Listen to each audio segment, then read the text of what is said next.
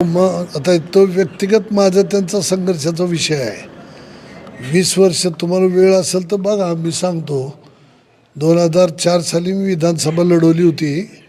त्यावेळेला हेच मंत्री माझ्या विरोधात हर्षवर्धन पाटलांच्या स्टेजवर होते. पवारसाहेब हर्षवर्धन पाटलांच्या पाठीशी उभे होते.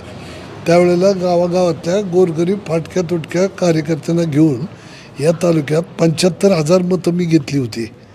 आणि हीच मतं मी जेव्हा राष्ट्रवादीत सामील झालो तेव्हा जशीची तशी मी राष्ट्रवादीत हे संघटनेत ती विलीन केली. गट माझा कधी अस्तित्वात ठेवला नाही. गेली 40-45 वर्ष संघटना बांधण्याचा नाद असलेला मी कार्यकर्ता आहे. मी अत्यंत प्रामाणिकपणे, माझ्या मनात पापच कधी आलं नाही.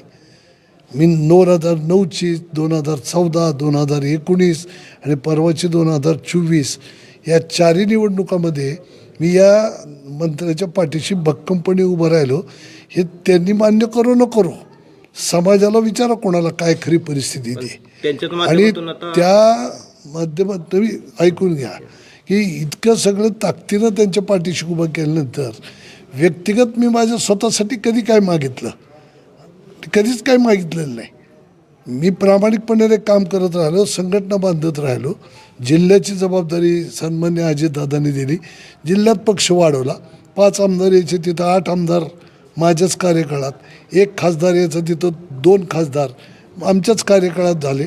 सोलापूर जिल्ह्यात मी चांगल्या पद्धतीनं काम करून दाखवलं. दिल ती जबाबदारी प्रामाणिकपणे पार पाडली. इंदापूर तालुक्यात लोक इकडं तिकडं जायची, नाराज व्हायची. त्यांच्या कार्यपद्धतीवरती लोकांना समजावून सांगून सांभाळून ठेवण्याचं काम मीच केलं. ह्या सगळ्या गोष्टी केल्यानंतर तुम्हाला आमदार करताना, तुम्हाला मंत्री करताना आम्ही सगळं तुमच्यासाठी प्रामाणिकपणे काम करायचं. आणि तुम्ही ते तहसीलदारला सांगताय, पोलीस अधिकाऱ्याला सांगताय गारटकरचा फोन आला तर त्याचं काम करायचं नाही. गारटकरचा काय 2 नंबरचा धंदा आहे काय?